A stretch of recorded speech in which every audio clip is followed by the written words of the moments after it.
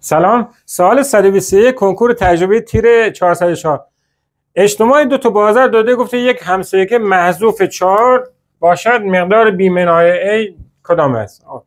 وقتی میگه یک همسایه محذوف 4 این دو تا مساوی هم قرار میدیم و مساوی 4 میام از دستگاه دو معادل دو مجهولی حل میکنیم. داریم A به اضافه B برابر با 4 اونو مرتبش میکنیم منفی A به اضافه 4B برابر با 4 دو تا خط میخورن میشه 5B برابر با 8 B میشه 8 پنجم مثلا تو این بالایی قرار میدیم A رو حساب میکنیم A به اضافه 8 پنجم برابر با 4 A برابر با 4 منفی 8 پنجم بهش مخرج مشترک میگیریم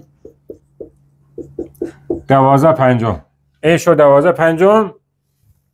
حالا گفته B منهای A یعنی 8 پنجم منفی 12 پنجم میشه منفی 4 پنجم گزینه 1. تمام.